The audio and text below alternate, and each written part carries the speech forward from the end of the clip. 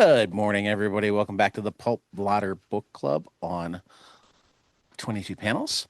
I'm joined by Chicago area actors Sean Harklerode and Mark Pracht, and Dan's joining us from St. Paul, Minnesota, with a very religious picture behind him because he's staying in a hotel that used to be a monastery. Um, Good times, good Kind of times. cool. Hanging in the convent. Hanging in the convent. So, how's everybody doing this morning? Great. Yeah, I was about to nice say, week. Nice Mark, weekend. you know that my mom and brother can't see your facial expressions through their radios. I all I have are facial expressions this morning.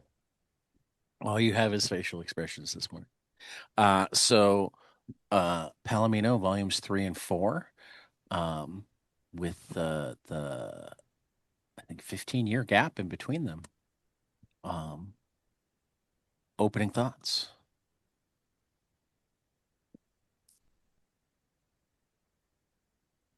Wow. Well, Wow. I mean, I was surprised by the gap, Yeah, you I know. was too initially. Did not see that coming, I will admit. Right. Probably Uh, traditional spoiler warning here before we go too far that if somebody has not read volume 3 of Palomino yet, they should probably do that before Well, and some big I things also happen. I somewhat say that for all of our book clubs. If you're listening to a book club, you should expect for people to talk about the books. Yeah, we're gonna massively spoil this thing, so be warned. Um, yeah, well, no, I thought it when the was. UFO landed, I was completely blown away. I was like, now this thing is taking a turn, and now I'm No, in. that's a different book of his. Oh, really? Oh, I think I might have written the wrong thing then. You read Romance in the Era of the. I always forget. It's No, I his think I longest I title. think I read it's the Marvel super special that Sean gave me for my Exactly. birthday one year. It's a adaptation of Close Encounters of the Third Kind. Anyway, Romance in the sorry. Era of the Space God. That's clearly what you read. Nice. Well, I mean it kind of it reminded me a little bit, just the device of it reminded me, I think, where it's going, of where I think Southern Bastards intended to go, um, with the daughter uh, picking up where the father left off in the investigation. I mean, I will say I very much had that thought as well. Uh, I I just have to be like, I thought that the world that the first three volumes worked in, the world of country western clubs and stuff like that, that was more intriguing to me than I work for a newspaper or failing newspaper in Los Angeles. I was sort of like the not to like, because I think Southern Bastards, no matter what one of the creators, what kind of a jerk he was, I think that what was lovely about that is that when that change happened, it deepened the conflicts within that story. It made it even more like the world it was in suddenly exploded, and you were like, "Oh God, this is going to change everything." And this time jump, it changes everything. But I was sort of like, okay, so yeah, I mean, this is the It, Valley, yeah. 1995, which And was Sean what, was there. I was there in 2000 or Oh, 99. okay.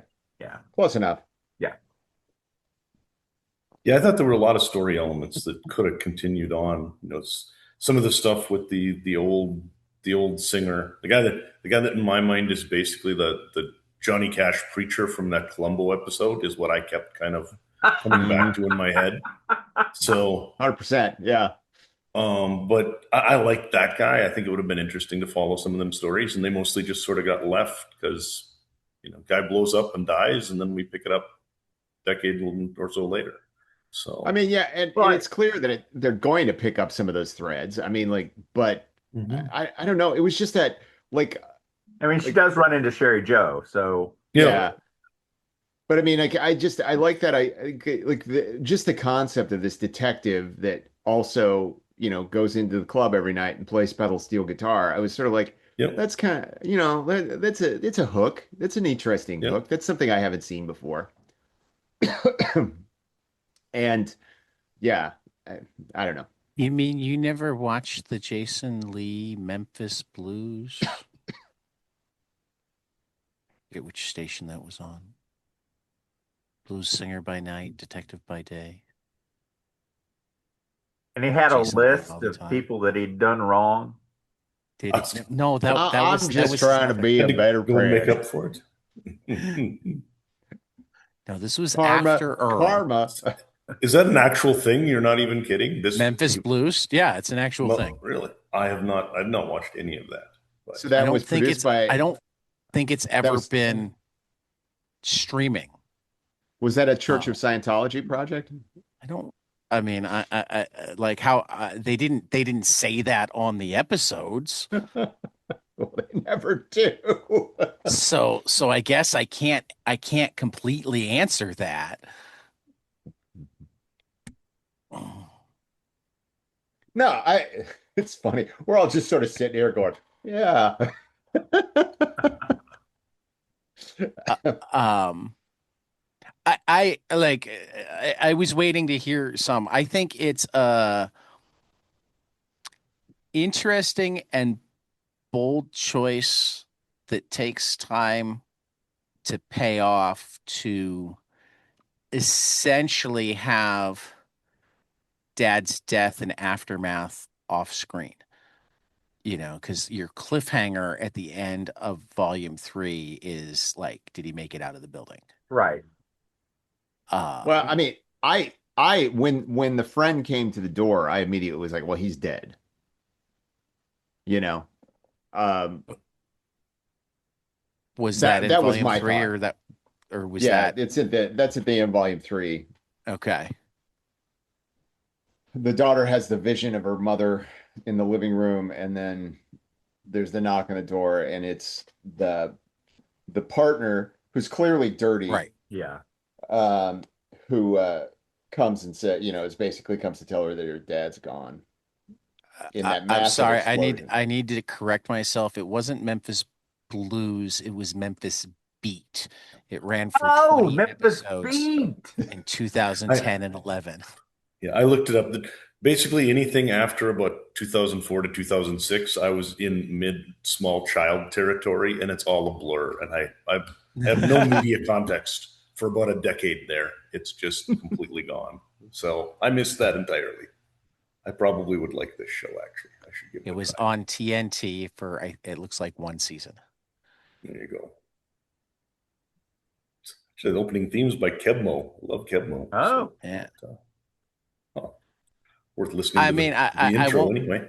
I absolutely won't call it like high cinema, but it was entertaining. Well, yeah, but I have Season to ask, at some point during that show, does the rest of the band pull away in the bus and he comes out of the bathroom of the gas station saying, "Oh, what? Just forget about me. I'm only the lead singer." I mean, I don't remember, That's but that would have been an awesome the throwback. almost famous joke that Right. I think only Dan got. I got it. I got it. It just wasn't I don't funny. know that I thought it was funny, but I got it. With Mighty Thor. And I will totally recommend Cameron Crowe's recent autobiography that like is framed by the musical adaptation of Almost Famous. I actually got that for my birthday this year. It's Yeah. a lot, Yeah, very fun. that's one of Colleen's favorite filmmakers. So she read it. I haven't read it yet, but Yeah, no, although, why do we need a stage musical of Almost Famous? Why do we need that? Essentially because his mom thought musicals were a higher art form than film. And she just barely made it. Well, you've seen the movie. You know his mom. I know. All I'm saying, and the thing is like it shouldn't be a musical. It should be a play with music. Which it might have been. I haven't actually seen it. I mean, I, a lot of what's called musicals these days are plays with music rather than true musicals. Um, Sorry, I have Mark's feelings. making great faces. Share your real Anyway, thoughts, Mark.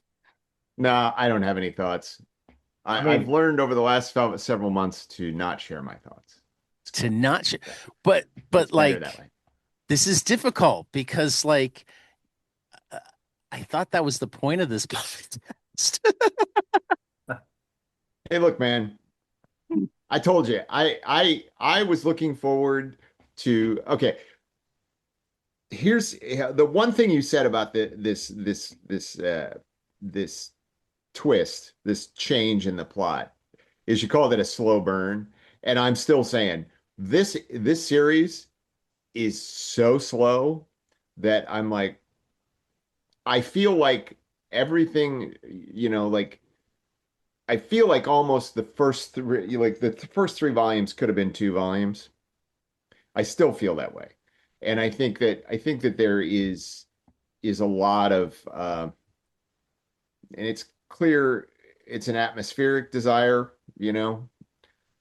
But then I'll also say this: the atmosphere of him going into the, oh, what the hell was the name of the bar? The Palomino, Mhm. and playing gigs how did you was, forget that?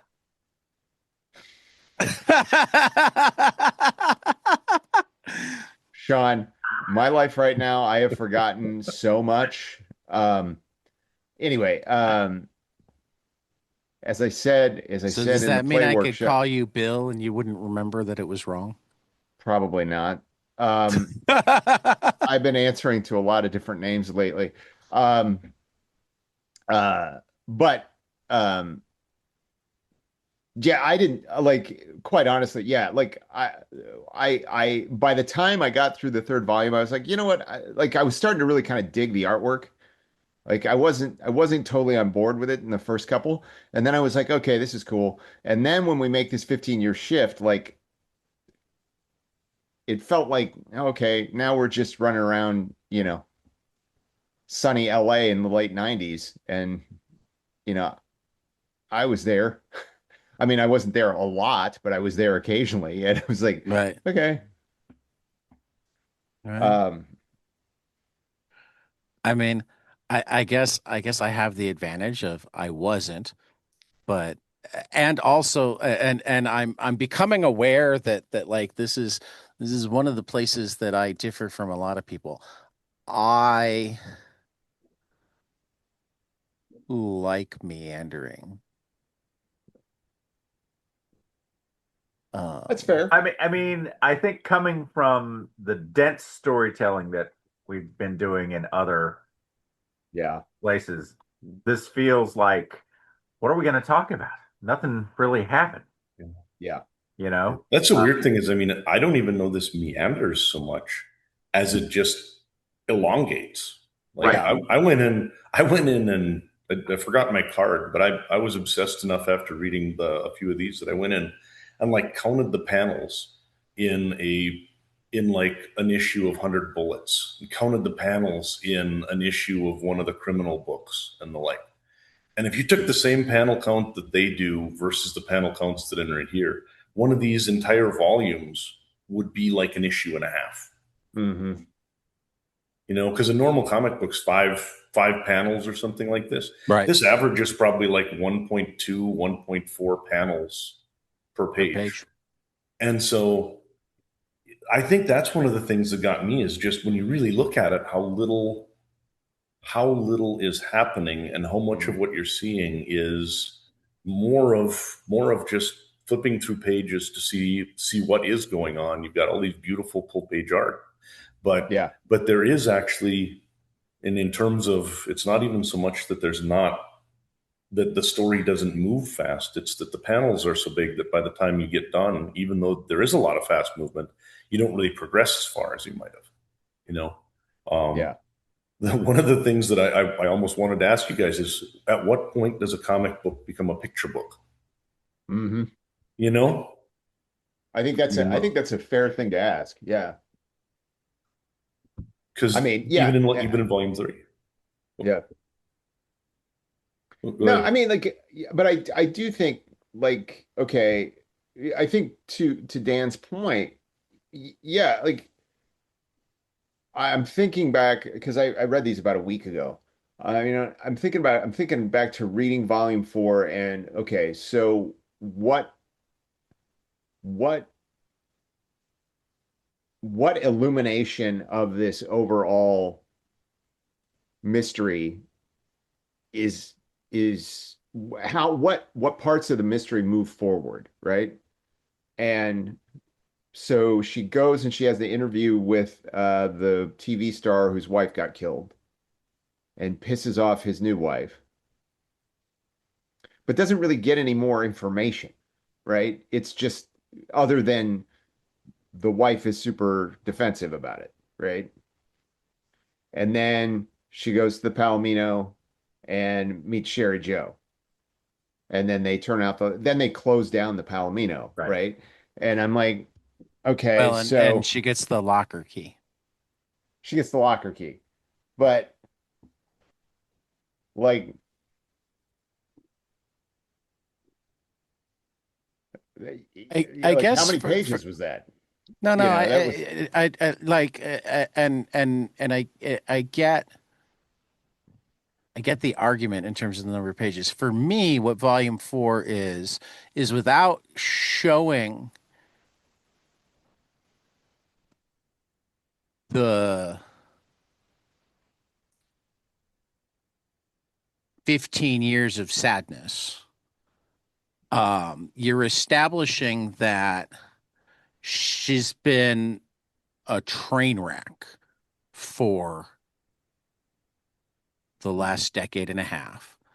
Um, I mean, she's now working for and dating the guy that she kicked in the balls for being a bully, right? Um, Dating might be too strong of a term. um, she's on like the puff beat of a third rate, probably online only newspaper. Um, Not at that time. oh no, not quite. yeah, You're yeah. right. Not yet. Puff beat of a third rate newspaper, probably the type that you get free in your mailbox because of the ads. The LA Weekly, Right. like, or the LA Express, if you really want to Well, bottom. yeah, Um, but but she happens to be put into a situation where she asks a question that doesn't feel as pointed to her as the reaction that she gets from it. And that starts to provide a kick in the head. And then this mysterious woman says, meet me at this place that she's avoided her entire life because of the ties to her dad. She bumps into his ex-lover. So like, yes, the whole thing is a transition. And like the argument that taking, I think this is one of the shorter ones because they're not all the same length. Um, I read this in under half an hour. Number yeah. 4. yeah, I was going to note that I actually timed and the same thing, because I'm like, how long does it yeah. even take me to read this? And it just goes in no time.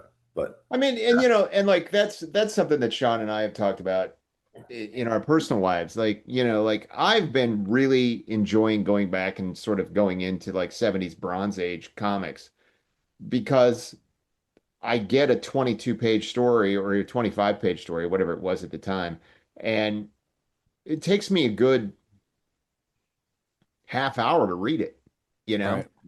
And I think, it is one of those things, Ted. When we were doing the Kirby thing and you had the thing about words, right? and the thing is that I think that, you know, I'm just saying this as an observation. It's not an No, attack no. or anything like that. I think there's the same amount of words. It's just they're all spread out over 6 pages instead of being on one, you know? Right. And I think that like there's a lot of times like I think that, and I think we talked about this the last time we talked about this book, you know, like there's that great book, the Eisner Miller, where they have a really long conversation about how what the power of comics is that you can distort or extend time, right? Right. That you can take a half a second and turn it into 3 pages, or you can take 6 months and turn it into 2 panels, you know? Right. And the thing is like, but they also that the gist of that conversation is that when you do those things, you need to have there needs to be a compelling reason to do that. And I think that part, and I think, you know, we know that the writer, the artist here comes from TV. And I Animation. think Yeah. the animation, it all feels like Movies and TV. storyboards, right? Mhm. And I think that for me, while I love storyboards and I love the art of storyboards and I love the art of storyboarding, and I can, you know, I like when I love opening up a book of like, here's all the storyboards for Raiders of the Lost Ark or whatever. But that's that's not the end of the storytelling, right? There's an interpretation of that. And I think that in a way, this feels like a book that somebody is writing to try to sell as a TV show, you know? Um, I even think it's probably got to do with the fact that as an animator, yeah, he's used to controlling the flow of time. He's used to controlling what we as an audience see. And right. so, I mean, when I talk about it's almost not even a picture book, but a flip book at a certain point where he's used to just Yeah. that idea that he's going to present things to us one at a time and then they're going to cycle away in something else. And one of the things as a comic fan that I love and that I've cultivated is that ability to understand how panels work and how important the gutter is. You know, there's Yeah. a reason why you have gutters and why you have smaller panels and bigger panels. And I think that in actual fact, these if it had been reduced from, you know, like cut the volumes in half or something like that, it may have been stronger storytelling because you'd have been able to use more of the mechanisms of comics, panel transitions and the gutters and just that those juxtapositions between. You know, right now, basically the page flip is in many cases the only control I have. And as a comics fan, I'm used to just mentally being able to read the comic the way I want to. And some of that I Hmm. feel is being taken away from me. Now, that said, Hmm. I actually do love this story. I think it's really cool stuff, and I enjoyed it as something that was different from a lot of the others I've read. But I do think that as a storyteller, if he'd embraced more of the comics format and gotten away, because there are times he does, like in book 3, where we have a number of places where there's 4 or 5 panels to the Hmm. page for a while, and I really enjoyed those. But then by the end Hmm. of like book 3 here, I think book 3 again finished with like 7 pages that were mostly one panel or 1 to 2 panels. And he uses that because he likes that idea of being able to build suspense through having the full page and making you flip it. But I think there's ways to do that without. And again, if I bought this as a print book, I think I'd have had a different opinion because I'm like, this could have been a lot cheaper and used a lot less paper and been a Hmm. better story. Well, I mean, I think that when you do like a big splash page or a double page spread, you know, I feel like that should be something. And this is my Kirby fan thing, you know, where you Mm-hmm. have, and then bam, you know, double page spread that would be like, oh, wow, and then we go back to the panels, you know. And the Yep. thing is like the turning off of the Palomino sign. Like I agree that that was probably worth a huge panel, Absolutely. right? It was cool. But it was like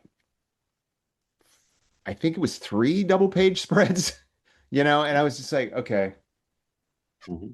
And I think that, yeah, I don't know. I mean, like, I'm getting into the weeds of the technical aspects of it, and I mean, like, I think the story is definitely interesting, but I don't know. I was a little sad that we lost the, like if we want to talk storytelling and we want to talk character, I was a little sad that we lost the father, because I thought that that was this thing that I hadn't seen before, Yeah. like I would the agree. and the and the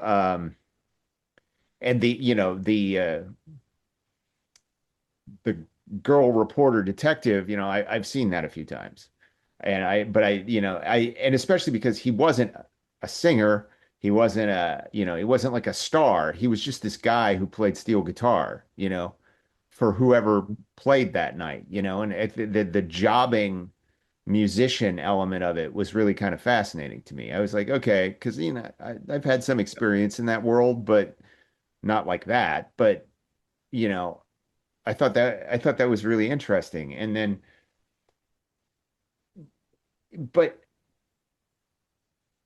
it just feels like everything is at a low simmer all the time, right? And I just It, and, and that's fine to a point, but like every time, like if I'm writing a monthly comic, it's like, okay, you could write a comic that's a low simmer, but then on that last page, you better have something that makes me go like, okay, I got to read the next one, you know? And sometimes I get that with this, and sometimes I don't. I think that it would be cool if the dad had at least gotten a win before he died too. Maybe you have what the girl's going to have solve as a B plot that's running through it, but at least let the dad solve a case before, because really Hmm. his story is just basically wandering around being confused until he gets blown up, Yeah. and then the daughter's got to pick it up. So at least to what I remember. well, we're So assuming he's dead. That yeah, I, that's true. I guess we'll find Tad's out. I mean, Tad's it's coming. smiling. Uh, Ted's got kind of a shit-eating grin on his face, so I'm thinking that He, he probably he's dead. okay. But now, yeah, So um, I mean, to me, this feels, and I don't know, Stephan, but it feels to me like this is he's got he just wants to play in these various worlds that he either heard about or enjoyed living in. And Mhm. he Well, loves the I can say story of the enjoyed living Palomino. in. yeah. And, Um, and I don't know that that's inaccurate. so he tells the story of the Palomino in the late 70s, and then he flashes forward probably when he was a young professional. He knows the Valley in the 90s, and so now that's another familiar milieu for him. I don't know if you read the stuff at the end where he the backgrounds are CG. He builds the Yeah. Mhm. backgrounds totally. So you've got a world to live in there. So it really feels like a passion project for him, telling the story he wants to tell, and I think that is one of the good things about the format. Um, that I agree. Were this being published by Image, uh, Marvel, or someone on a monthly basis, there'd be an editor Right. saying something's got to Yeah. happen. But I mean, this definitely feels like it is creator controlled, and this is the way he wants to tell it, and the pace. Um, it would probably, if I were buying it, I don't know what the uh, frequency of this has been It's over a been number about of a years. volume a year, a little more.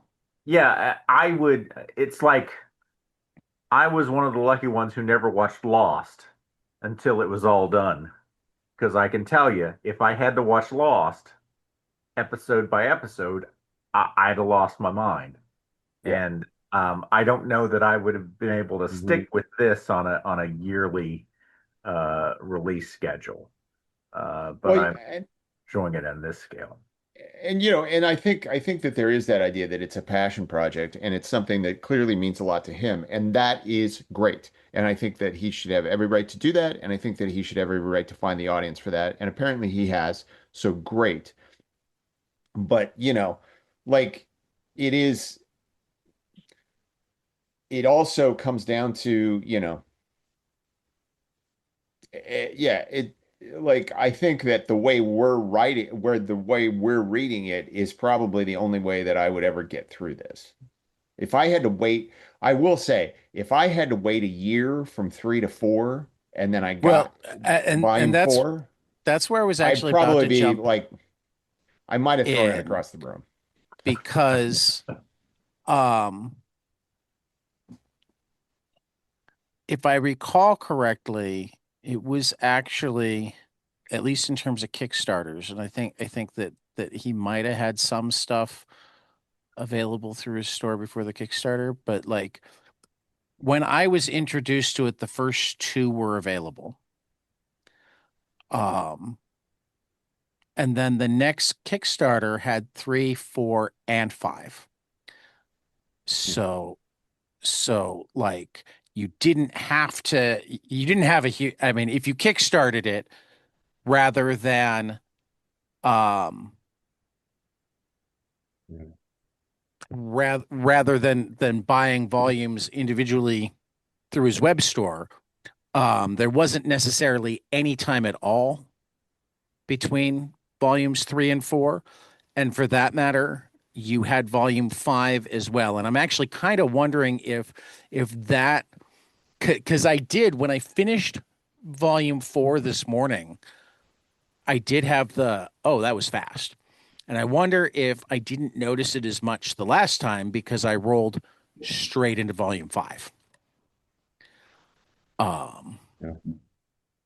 As we do this, by the way, just as a note, I would have bought these once a year coming out if they needed to or whatever. I actually do, as much as I do wish that he would compress the storytelling and maybe have expanded some of the side things, had another mystery in there or whatever for this, or just published it in a more compact number of pages. This is it is different. The way he presents it's different than almost any other comic out there. The way that kind of he structured things and the fact that it comes from kind of that animation sort of mentality. I think these are pretty gorgeous, and as long as I can just go through them, and like you say, especially since I basically had all six at once and didn't have to worry you know, about how slow they were. But even when I just had the first, I think I only got one and two from you initially, and I read it's those and I was possible. pretty happy. And then like a couple days ago, I realized that there were other ones out there that were just under a different naming convention or whatever. I really do think this is a pretty cool vision that he's produced. It's just it is very different from what I'm used to in comic books. It is more manga in terms of that expansiveness and the like, Well, but and it's yeah. I think it's, I mean, Stefan, I think, was born in Germany, came to the US, I think, as his child. Like his entire professional career has been in the US. But yeah, it definitely has a manga influence. It definitely has a Bandai Disney influence. Um, I mean, honestly, I think one of the things that makes me like it is um I feel like Bandai Disney often has a more unique pacing, um, not as action packed, more time spent in the spaces in between action, though they tend to do it by having more panels on a page. I feel like he took that sensibility and did it more in the manga, Yeah. less panels per page, less set panels style. Um, and like it's come up here before. I know it's come up in conversations I've had with a lot of people lately. particularly having gone and seen a movie from a cartoonist last night. Um, like cartoonists are the the director, the actors, the set designers, the lighting director, Mhm. the costume designers and whatnot. And I think that um I will call Stephan an absolute master of the acting, the set design, the costume design, the lighting, the cinematography. Um, but his editing and directing are an acquired taste. Does that make sense? That they're atypical. I love them. Clearly, they don't work as well for everybody, and I understand the reasons why. Like, I can't argue any of the things you're saying. I feel differently about the things that you're saying. Does that make sense? Um, Yeah, absolutely. I'm also this morning, by the way, just noticing because I ended up having to bring a different reader with me. This could work really well as a scrolling comic. I don't know if are you guys reading it in traditional left to right on your readers, or are you Yeah. scrolling it? I'm doing left, right. Yeah. left to right. Because all of his panels are, I mean, it. There's a lot of times scrolling through where I literally can't tell where the pages end and the panels because it's just a lot of horizontal panels, one stacked on top of another, and full pages and the like. And you could Horizontal literally read scroll. this.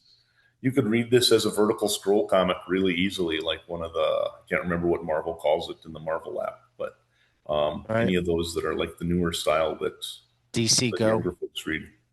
Yeah. So, but yeah, that's interesting. That's an interesting observation as well. So, And more questions to ask him the next time I talk to him because like it makes me I because of the differences I've talked to him a lot about like I probably talked more process with Stefan than I have with most artists just because of the things that I've noticed that are so different, you know. So even before he wrote about it, I knew that he was making like 3D models of all of his backgrounds and then drawing the stuff into that and then redrawing the background like so I mean what you actually get is the drawing. I mean it's all drawn, hand drawn, but like when he's drawing the action, he has the 3D model of the exact place in the room so that like the posters stay in the same place that Right. you know, I mean Yeah. Yeah. he's one of a couple of people that I know that does that where it's just like that's how their minds work. They need the very specific. Um but now I wonder like when he's looking at things, how he scrolls through looking page to page, you know. Um yeah, I mean, I'm totally on record multiple times, and like, this is definitely one of my favorite recent comics, but a lot of that is because it's different. I don't feel like it throws out all of the conventions of comics and paneling. I think that it picks and chooses what and when. Um, like, so as a name, I don't know if you guys were McFarlane Spider-Man fans, but some of the same frustrations that I had with McFarlane back in the day, kind of that he also played along a lot and liked having the big panel things and stuff like Mhm. that. And I think this has a lot of, it's interesting because I'd love to see what would happen if this book had been submitted to Stan and Jack at Marvel in the early days, right? Right. It has no action in it for like the first however many pages, and all these full page spreads. They'd have just been completely lost trying to figure out what to do with this. But it Well, I does mean, feel like, look, very modern. I mean, like it definitely feels modern, and it definitely feels like somebody with a coherent voice and a coherent style of their own.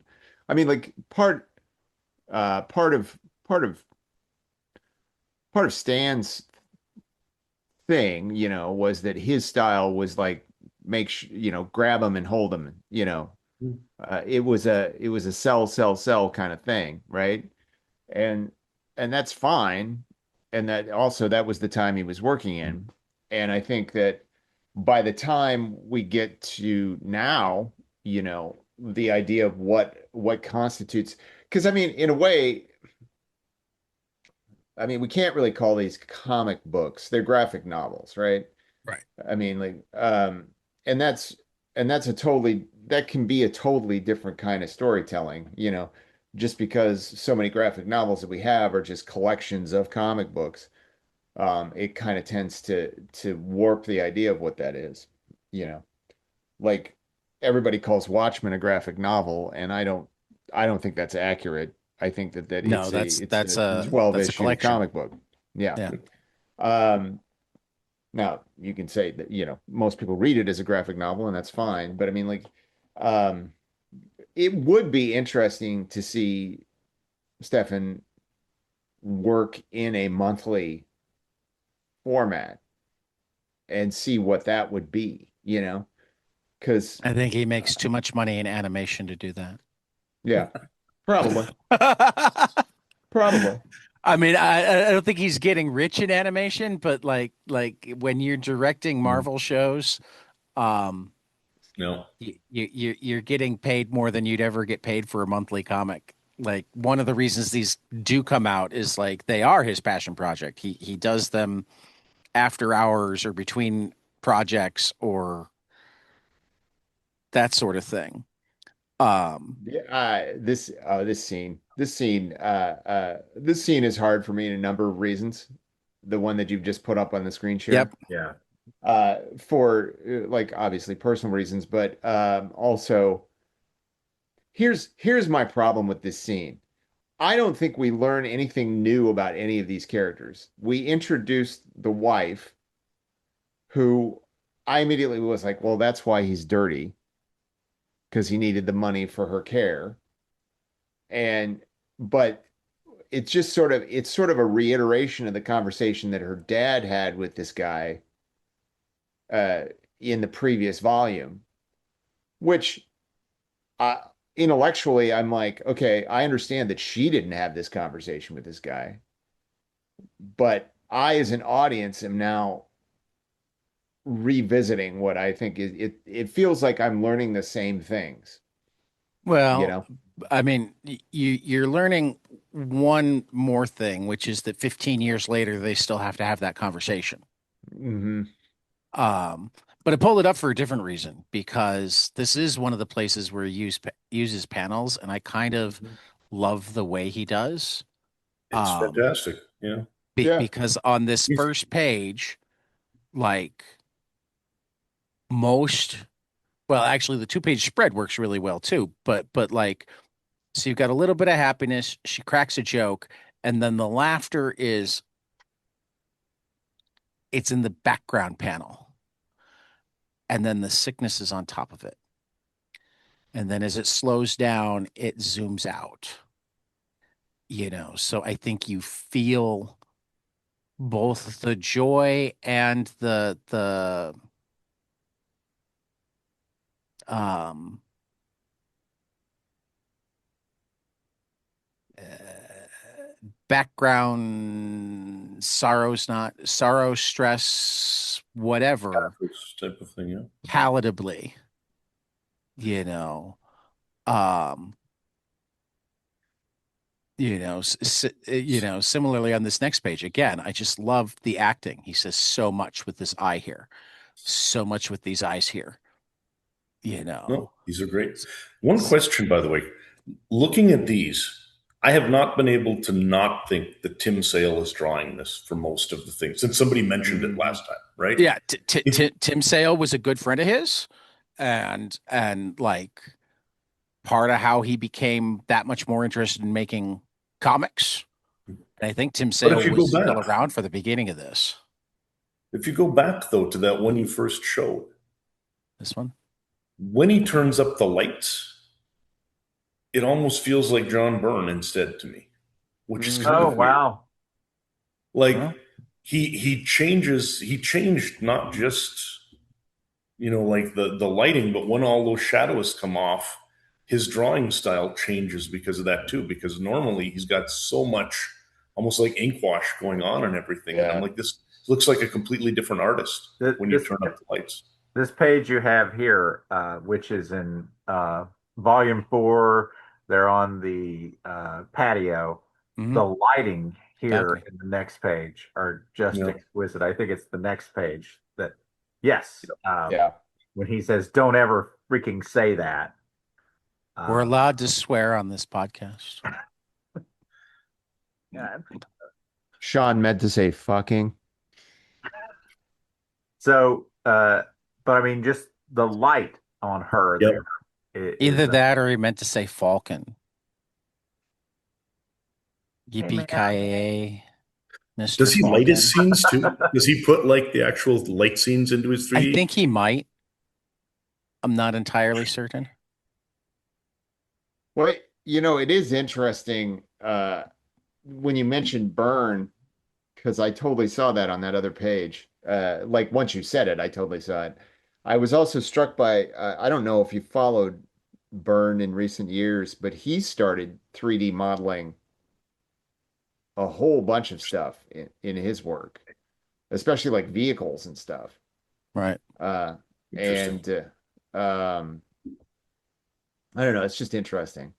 I only read his Star Trek photo plays now.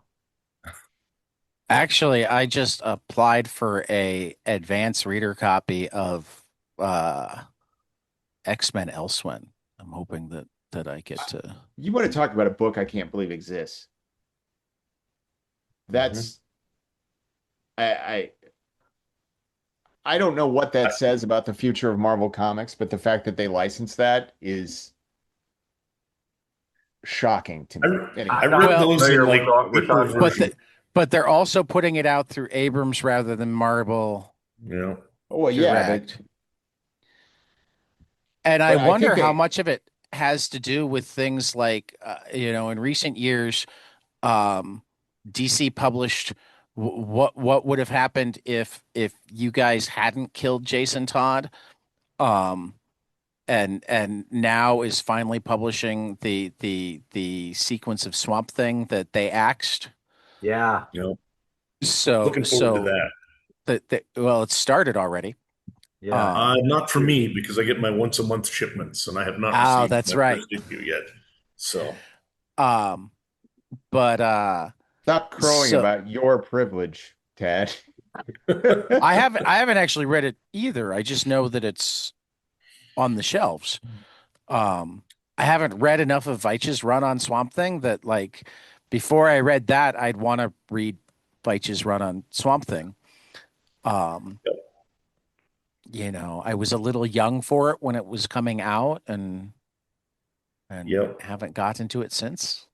The most recent, not the most recent, but I think it was the last issue of Back Issue had a long interview with Veitch about Brat Pack. Oh, Wow. And man, that dude seems I've never read an interview with him before, but he's salty. Didn't he do like Void Indigo and a lot of those graphic novel things back in the day and some crazy stuff back in Yeah. the 80s Well, and yeah, 90s? and it's really funny because like the interview, it's Back Issue, which I love Back Issue and I love the Tomorrow's books, but they're all like, well, what about this character and this character? And he's like, I don't give a shit. I mean, I think that there are two types well, there's a spectrum of superhero creators. There's the people who, okay, this is a more steady paycheck, so how can I tell the stories that I care about using these characters? And they're the ones that are like steeped in all of the mythos and lore. Like, and I think Rick Veitch represents the like, okay, I'll take the paycheck, but if I could do it on my own, that would be better. And Mark Waid is the I've read every superhero comic since 1958. Well, but I also, I mean, like you can have that. Like I think that Mark Waid, I think Mark Waid is telling personal stories within Oh, that absolutely. framework. But I but mean, but I mean, I was speaking much more about how they wind up doing interviews. Like if you ask Mark Waid about a character, he's gonna care because he's cared sure. forever. And Rick Veitch is like, I didn't use that character, so I don't know who he is.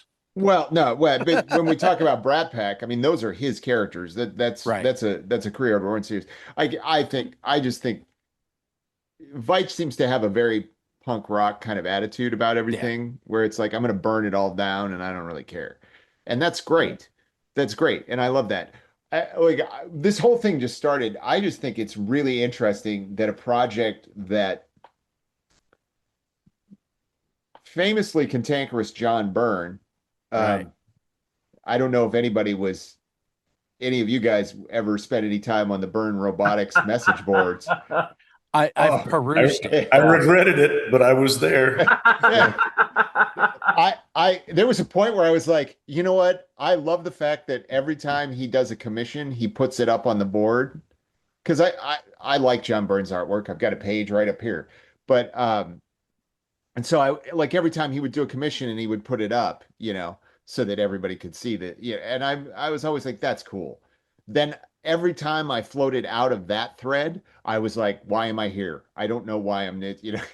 But uh, a project that seems completely rooted in John being pissed that he left that book and Chris Claremont managed to still go on and do 25 years Hmm. and and and Marvel, and I think Abrams is licensing it from Marvel, Oh, right? they They're are. licensing, They right? have to. So yeah, right. But I mean, but I'm saying is that I am fascinated by the mindset that is going on at Disney corporate. We have to that they would think, oh, you know what? We should just let this essentially long form fan fiction just get published by a professional publishing company. And I am Well, I mean, it's funny that you bring fascinated that up why too, that because happened. because Sorry, this that is way off topic, but it's like something I that don't I even w- know I what was project we're talking about. So so okay. So let me try to do this succinctly for Sean. So John Byrne, at some point or another, I think it started on the Byrne Robotics board, Mhm. Yep. decided he was going to start doing X-Men from the point where he left the way he thought it should have been done. Yeah. Right? And he did, I don't know, it's like 20, there's 30 going to be episodes or three something. volumes. So Yeah. like Gene doesn't die is the main Right. difference. Right. So now Abrams has licensed from Marvel the rights to do a full professional publication, color publication. I think they're hardcover books Mhm. of all of this stuff that Byrne did on his own, basically as fan fiction. Yeah, and not only did them, but like for years he would just post them up on his site and you could Yep. download them and read them. I don't think he inked them back in the day. I think they were just pencils. Yeah, yeah. He had pencils and then he lettered his stuff in. And so Yeah. probably they've either hired him or somebody else to ink them. Um, is Terry Austin still around? It 'Cause that says would be is fantastic. Byrne has written and penciled every page and inked multiple chapters. It doesn't Okay, there say we go. who. Yeah. So, But yeah, See. it's like yeah, because like all of those other like those other Abrams books are all lovely, yeah. Yeah. but they're also like the Veracity Trap, that those Yeah. felt like basically like children's books that featured those characters, and that made sense to me. I was like, okay, yeah, like reach a slightly larger audience, blah blah blah blah, use the characters. But yeah, this is mind blowing to me. Like Uh, the mindset that the corporate It, mindset that would allow this to happen is it is fascinating. free money for them. It's I mean, true. in Yeah. terms of, you know, I mean, yeah, I mean, Mark, I mean, we live in an era. I read a thing recently about how fan fiction is literally being purchased, and they'll go through and change the names. Oh yeah. Well, look, guys. It's Twilight. Uh, I mean, Mandalorian and Grogu. There's no reason for like that movie to exist. It's money. I would say all of our Have major you seen it? IP Is it right bad? now. I haven't seen it yet. It's there. Colleen and I are going this afternoon, so Yeah. I have It's not seen Ronald it. enjoyable. Wimberly told me I need Yeah, to yeah. see I Love Boosters. So there are two movies in the theater that I want to go see right now. But you know, like we live in a fan fiction media environment right now. Like everything is fan fiction, really. Like the way I look at it, like every time there's a new Star Wars product, it feels like fan Well, fiction. except for Like I, Palomino. but that's not.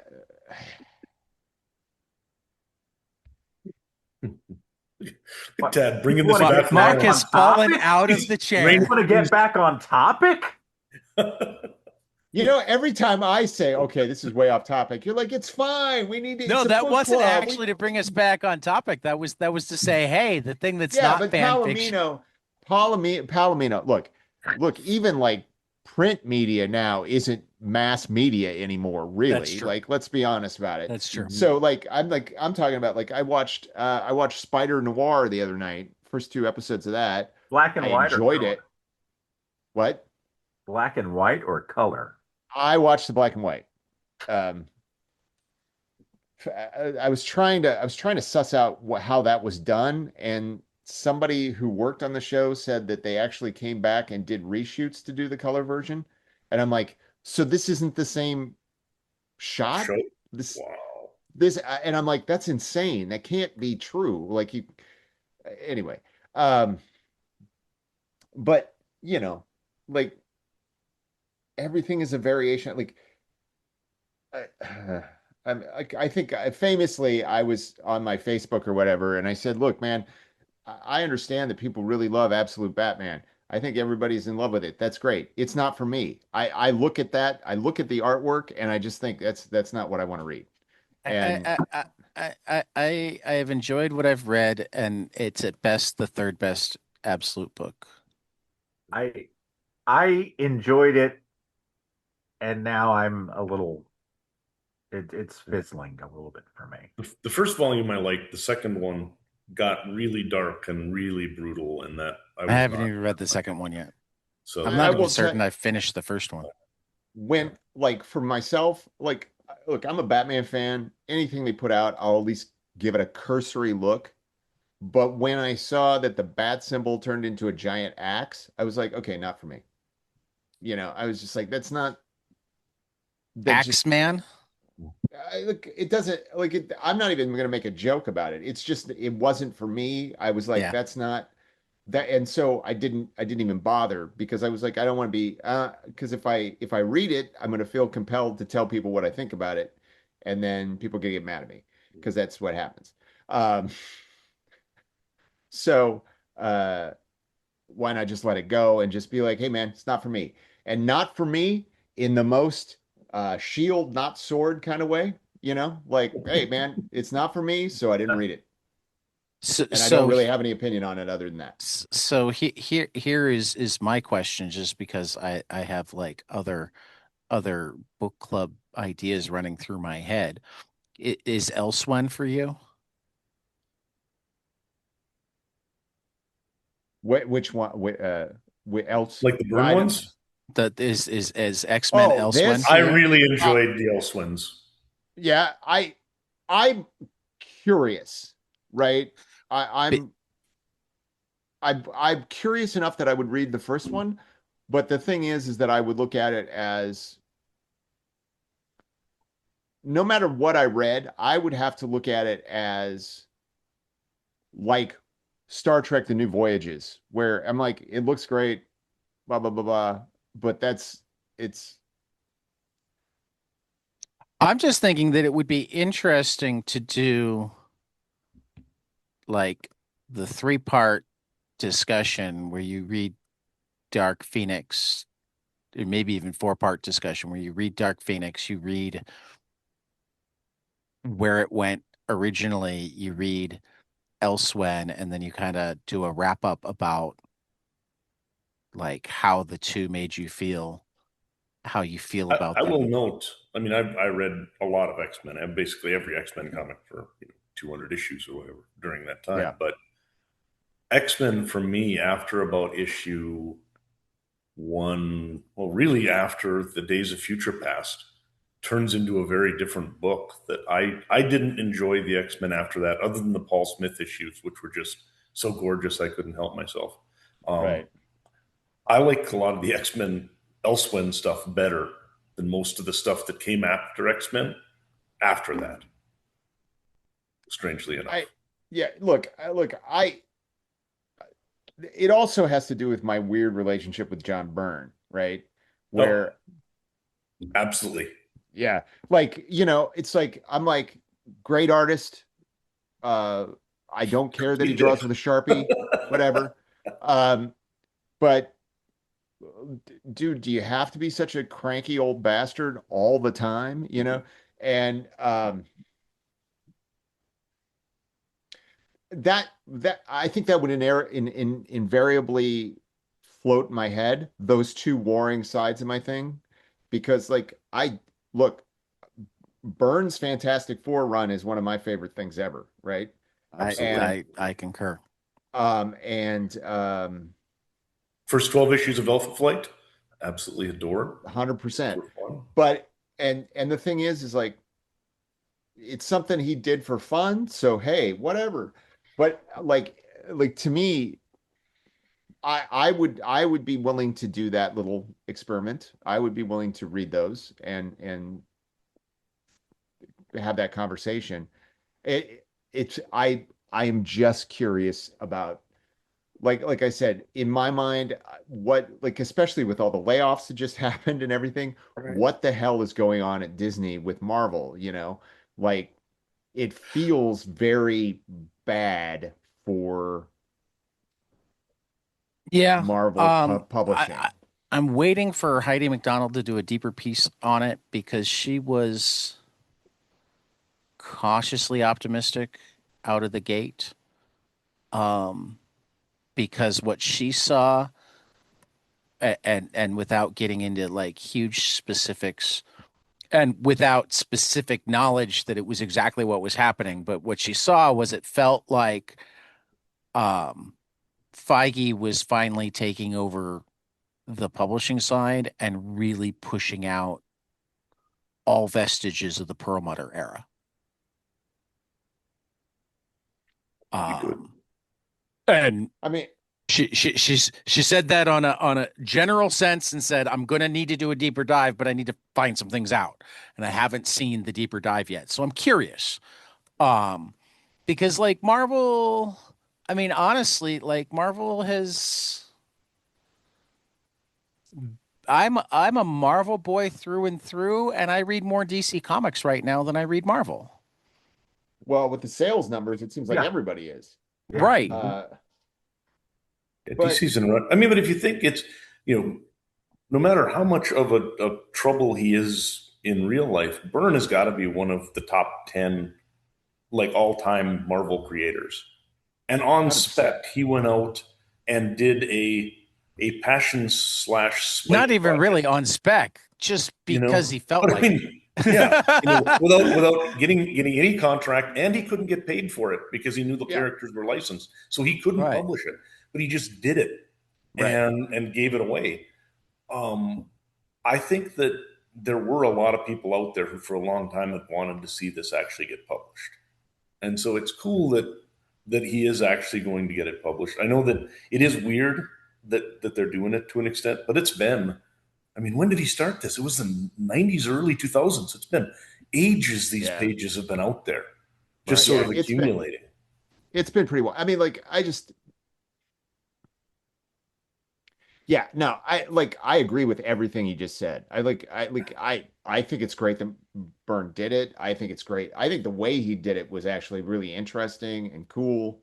Um, I actually think that this is more interesting than, frankly, his photo books, his Star Trek Oh, photo yes. books, which, all right. I mean, like, but that was They this whole remind thing. me of I'm all for experimentation. Sure. I enjoyed that.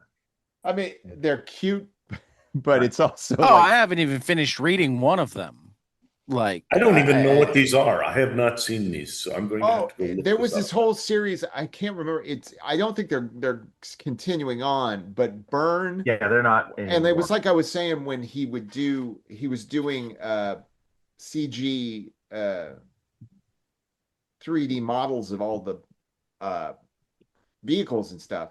He started using Photoshop to take frames from Star Trek, and then he would reorder them and and write his then own stories. write his own stories. So it was all New Visions, right? Yeah. new That's what it's visions. called. That's exactly And what is it this was. actually published, or is this more of Yes. his Yeah.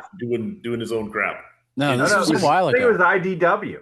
Yeah. IDW, and Let's it's. check this I out. I mean, think I like have PDFs because it was part of a Humble Bundle. So I can it. probably pull some up and send them to you, Dan, if you want. It's I one of would those take a look things at where I'm like, like the most interesting thing to me, like, because at one point like Byrne was doing Star Trek comics, like he did a Assignment Earth comic with Gary Seven, and he drew it, and I was like, that's awesome. I love John Byrne artwork. And then it was this weird thing, and I was just like, this feels like, how can I make less effort and make more money?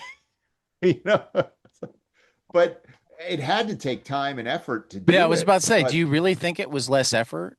I don't know. Like, but the mindset that. of it is strange to me. I don't know. Guy could draw almost as fast as Kirby sometimes, it seems. So I don't know. He Yeah. was doing a lot of books at one point. It was Well, yeah. Like, what? But that's all those guys from the 70s, like even Frank Miller when he started was fast as hell. I mean, yeah, because they had to be, you know. it's I don't crazy. know. I could talk. God, I could I talk think about he John just Byrne got forever. interested in Photoshop. Yeah, it's probably true. Like Play around. I'm probably trying to put too much of a thought process behind it. Like every time I do something, I'm like, oh, what does this mean to me, and what does this mean? And it's like, maybe I just want to do it. Um, but and I think it's the exact same thing with this Elsewin thing. I think he just wanted to do it, and that's great. And it's great that they're getting published. Like none of this is me going like poo-poo this project or anything like that. I'm just fascinated that I would love to hear what Chris Claremont thinks of it. Well, I'm certain you only have to wait till the next panel he's on. Gonna That's say, probably true. I don't know It when. might be that Marvel tries to keep him away from panels for a while. say. Yeah, I was at one at C2E2 a couple of years ago, and I'm like, man, this guy Were seems you to at be that watching his one? own mind. Yes, I think I I was. started getting texts from a handful of friends. Oh, I was actually on a train headed home when that panel was going on. What Okay, he happened? was on maybe a train off a bridge at that point. I can't even remember what, but I remember sitting there going, "Oh my God, Chris Claremont has just lost his mind in this panel." He was going off on everybody, going off on Marvel and everything, and it was not good.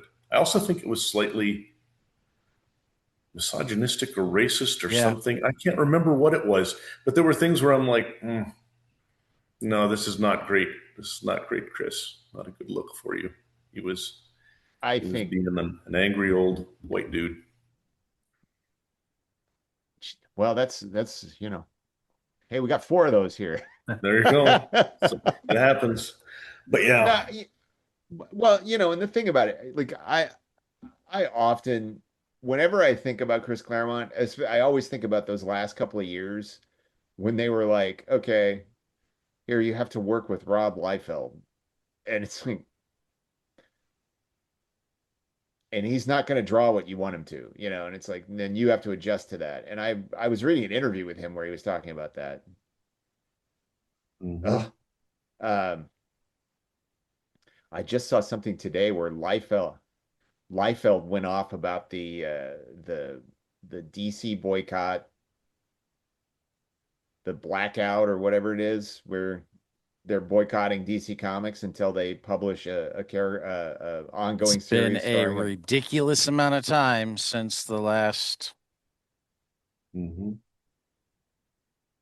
I Am Batman. That was what it was, which Hmm? I have to admit I read 10 issues of, and then I was like, yep, not for me. Not, I'm done. Yeah, I mean, we don't necessarily need more I Am Batman, but Static, Oh yeah, Icon. they have all of those Dakotaverse That's what I'm characters. saying. Like, I mean, there's plenty of things, and They could be ongoing. but the other thing is like, is anybody coming in and pitching that? Yes. I mean, I can't this is a place where I have inside knowledge. Yes. Oh, okay, good, good. In fact, some of the people involved in the boycott have been among the people pitching. Well, And good and for that them. and like they're also experienced enough that like the boycott isn't, oh, we're upset that they didn't, Yeah. you know. Um yeah, Joe I Willage and I like. I'm talked not. about that on 22 panels a while ago Yeah. before the boycott became a big thing, when it was still in the DC so white phase, pay attention to how long it's been. Because they had to fight to get the milestone chapter of Yeah. the new history of the DC universe. And Yeah. Yeah. then they Yeah. managed to mount a campaign to sell it out twice, you know. Right. Um because like they reject the idea, and there's good reason to, that like it's a sales thing. I I, mean, I don't have any inside information. So I mean, like, I was yeah. just fascinated when I was reading it. I will say, I mean, I can only speak about my experience with I Am Batman, and that, that was supposed to be the new status quo. And I was like,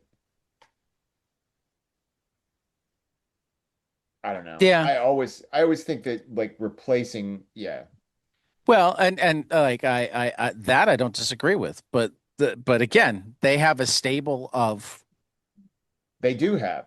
You got John characters Stewart, you got already. Vixen, you've got all of Um those and when you milestone look at books. where Marvel has been most um successful in introducing characters of color, e- even if they've shared names, they haven't been replacements.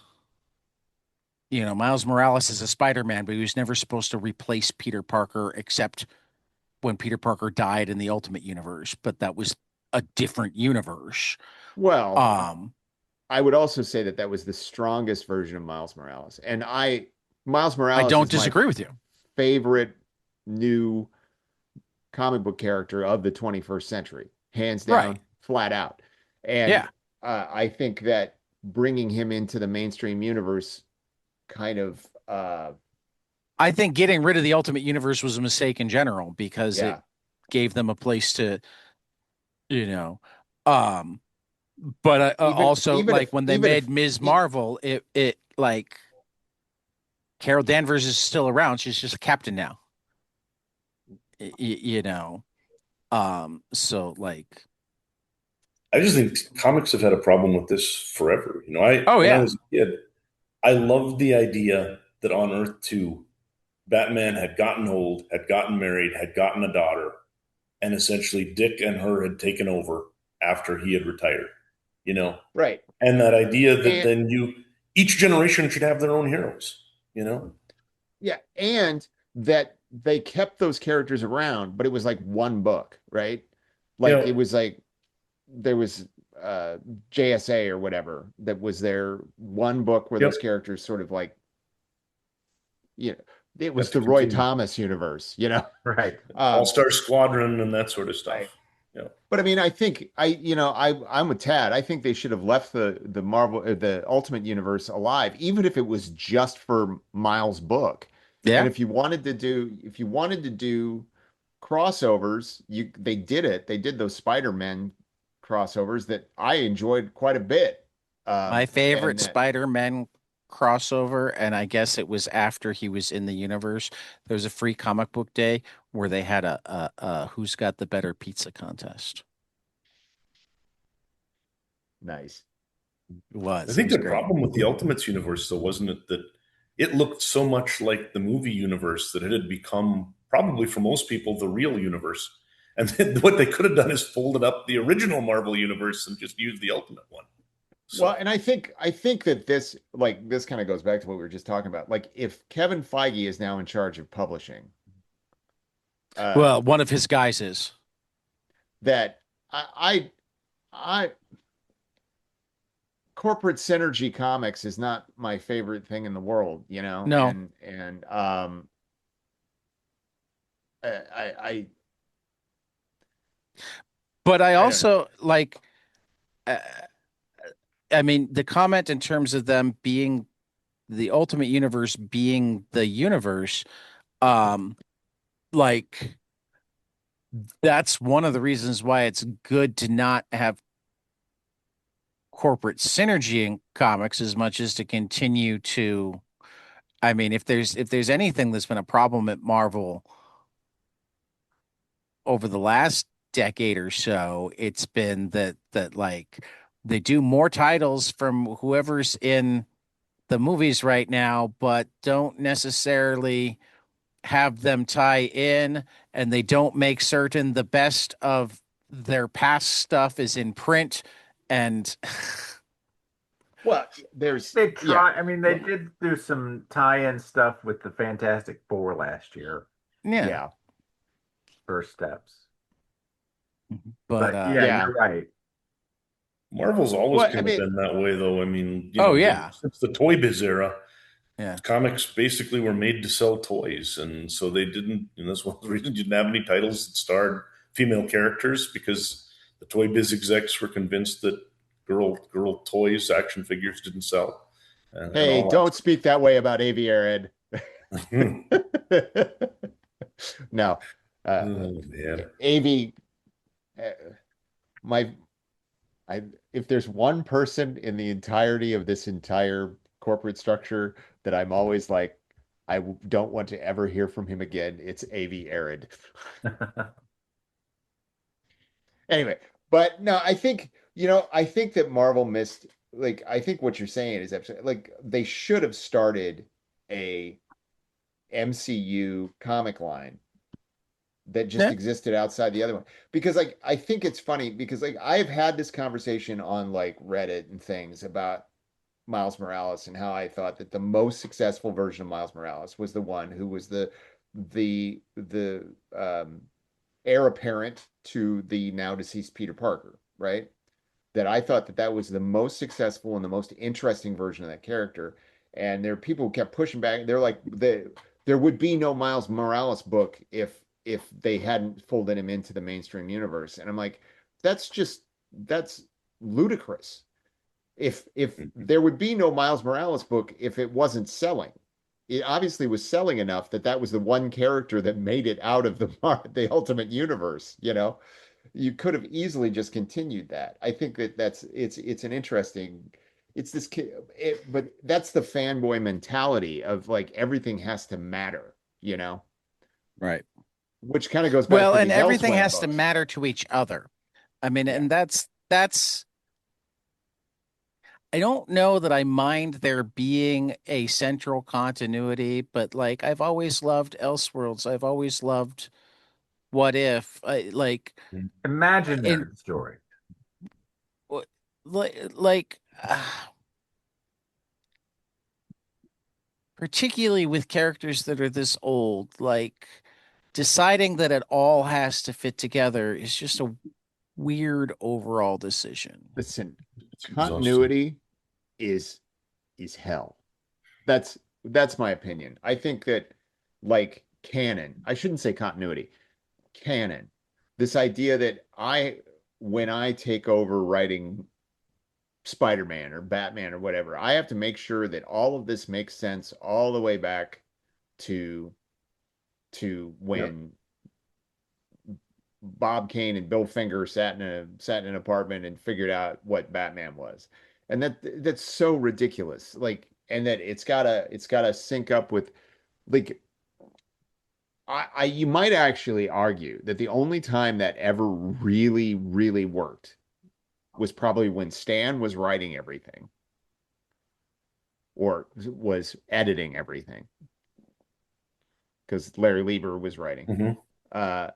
And probably when Jim Shooter was running Marvel in the early 80s. I would say With like the his- first 4 or 5 years of the Ultimate Marvel universe. Yeah, but that was like 5 books, right? Yeah. Because I mean, like, that's easy enough, right?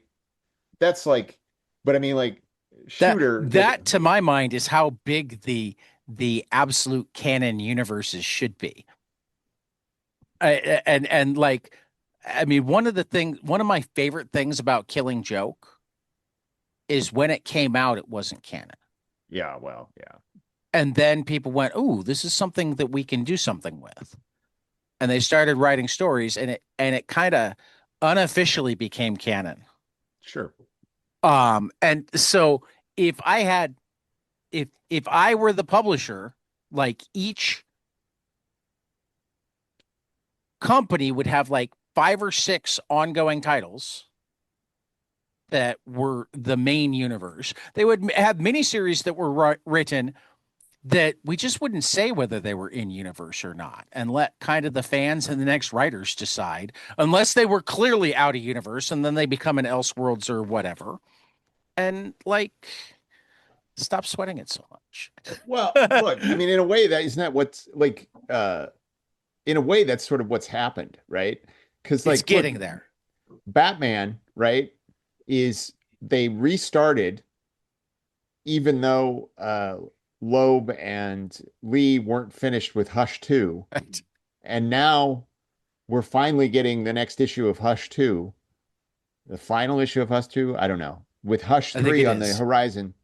And Is there a Hush 3 on the horizon? they're already talking about it. But Oh God.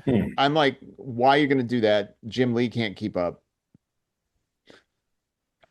Makes you wonder about that all-star Batman and Robin. I mean, like, it's always been that he couldn't keep. I mean, like the story and I like, just I will always thought it say, was true. when that book was, and we are way off the reservation now, but when That's that okay. book was coming out and everybody was like, "Oh, Frank Miller can't Yeah. write it," I'm like, "You sure it's Frank?" No, Because I think even at the time they said it was Miller, or not Miller. It was Lee. yeah, but I mean, like, and it's like, it was funny because people would complain about stuff, and I would be like, I feel like Frank is writing this like he thinks it's coming out every month, and it's coming out like once every 2 years. Right. And that's not to say that I'm defending that book, because there's a lot of Actually, crazy, I've stupid I've been stuff. reading in advance of Frank's book, and I'm loving it, and I wonder if he'll get into that later in it. I just got through Row. So So speaking of Miller, has anyone else seen the documentary that supposedly was created like 2 years ago about Frank Miller? And I thought it got like a limited release and then has never been seen anywhere else. I've been waiting for No, that to come out. no. I don't even I know would, about this. I I have an utter fascination It's with called Frank Frank Miller. Miller American Genius.